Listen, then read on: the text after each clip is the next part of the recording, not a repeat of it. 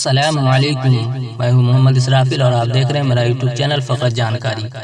ناظرین کرام، اعتکاف یعنی رمضان شریف کے آخری 10 دن کا اعتکاف سنت موقدہ ہے۔ یہ 20 تاریخ کی شام کو سورج چھپنے کے وقت سے شروع ہو جاتا ہے اور عید کا چاند خواہ 29 کا ہو یا 30 کا چاند ہوتے ہی ختم ہو جاتا ہے۔ یہ اعتکاف رسول اللہ صلی اللہ علیہ وسلم نے ہمیشہ بڑی پابندی کے ساتھ کیا ہے، احادیث صحیحہ سے منقول ہے۔ یہ اعتکاف سنت موقدہ علی الکفایہ ہے، یعنی محلہ یا بستی میں بعض لوگوں کے کر لینے سے سب کے ذمے سے ادا ہو جاتا ہے، اور اگر کوئی بھی نہ کرے تو سب کے اوپر اس کا وبال یعنی گناہ ہوگا۔ بہوالا بہشتی زیور، بہوالا شامی، جلد 2، صفحہ نمبر 178۔ اگر خالص اللہ کو راضی کرنے کے لیے اعتکاف کیا جائے تو بہت اونچی اور عظیم الشان عبادت ہے۔ رسول اللہ صلی اللہ علیہ وسلم اعتکاف کا بہت اہتمام فرماتے تھے۔ امام زہری رحمۃ اللہ علیہ کہتے ہیں کہ رسول اللہ صلی اللہ علیہ وسلم بہت سے کام کبھی کرتے اور کبھی چھوڑ دیتے تھے، لیکن جب سے مدینہ منورہ تشریف لائے آخر زندگی تک کبھی بھی رمضان کے آخری 10 دنوں کا اعتکاف نہیں چھوڑا۔ لیکن حیرت یہ ہے کہ لوگ اس کی پوری طرح پابندی نہیں کرتے، جبکہ نبی اکرم صلی اللہ علیہ وسلم کی عادت کریمہ تھی کہ رمضان کے آخر عشرے میں اعتکاف فرماتے تھے۔ جہاں رمضان کا آخر عشرہ آتا تو آپ کے لیے مسجد مقدس میں ایک جگہ مخصوص کر دی جاتی اور وہاں آپ صلی اللہ علیہ وسلم کے لیے کوئی پردہ، چٹائی وغیرہ کا ڈال دیا جاتا یا کوئی چھوٹا خیمہ نصب ہو جاتا، اور 20ویں تاریخ کو فجر کی نماز پڑھ کر وہاں چلے جاتے اور عید کا چاند دیکھ کر باہر تشریف لاتے تھے۔ اس درمیان میں آپ صلی اللہ علیہ وسلم برابر وہیں کھانا پینا فرماتے اور وہیں سوتے۔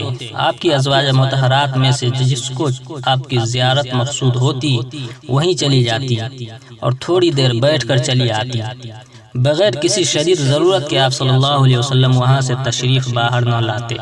ایک مرتبہ آپ صلی اللہ علیہ وسلم کو سر صاف کرانا مقصود تھا اور ام المومنین حضرت عائشہ صدیقہ رضی اللہ عنہا ایام معمولہ یعنی حیض سے تھی، تو آپ صلی اللہ علیہ وسلم نے سر مبارک کھڑکی سے باہر کر دیا اور ام المومنین نے مل کر صاف کر دیا۔ بحوالہ صحیح بخاری وغیرہ، علم الفقہ، جلد 3، صفحہ نمبر 45۔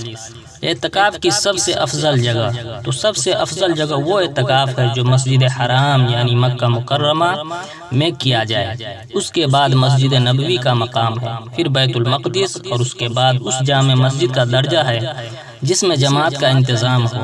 اگر جامع مسجد میں جماعت کا انتظام نہ ہو تو محلے کی مسجد بہتر ہے۔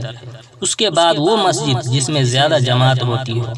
عورتوں کو اپنے گھروں کی مسجد میں یعنی جس جگہ نماز پڑھتی ہوں اعتکاف کرنا بہتر ہے۔ بحوالہ علم الفقہ، جلد نمبر 3، صفحہ نمبر 46۔ ایک سوال یہ پیدا ہوتا ہے کہ اجرت دے کر اعتکاف کرانا کیسا ہے؟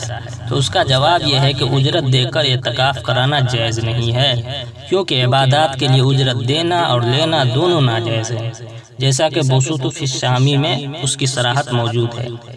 ہاں، اگر بغیر اجرت ٹھہرائے اعتکاف کرایا اور اعتکاف کرا کے اجرت دینا وہاں معروف بھی نہ ہو تو کچھ پیش کرنا جائز ہے، بلکہ یہ امر بالمعروف میں داخل ہوگا۔ بحوالہ فتاوی دارالعلوم دیوبند، جلد نمبر 6، صفحہ نمبر 512۔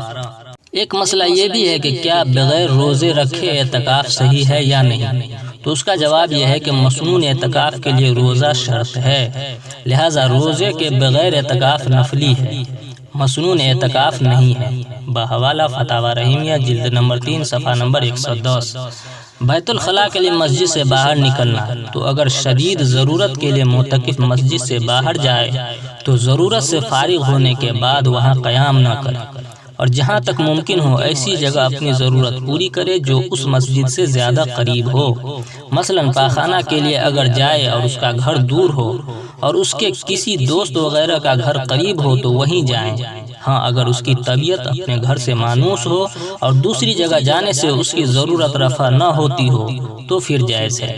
بحوالہ بہشتی زیور، بحوالہ شامی، جلد 2، صفحہ نمبر 180 و 182۔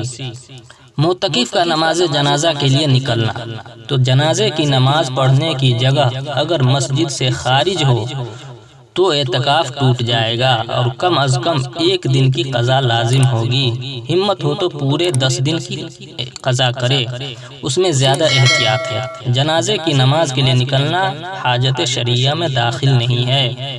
بحوالہ فتاوی رحیمیہ جلد نمبر 5 صفحہ نمبر 200، ماخوذ از مسائل اعتکاف از مولانا محمد رفعت قاسمی صاحب۔ ناظرین کرام، کیسی لگی یہ جانکاری ہمیں کمنٹ میں ضرور بتلائیں۔ ویڈیو اچھی لگی ہو تو ایک لائک ضرور کر دیں۔ پھر ملتے ہیں ایک نئی جانکاری کے ساتھ اگلی ویڈیو میں انشاءاللہ۔ جب تک کے لیے والسلام علیکم ورحمۃ اللہ۔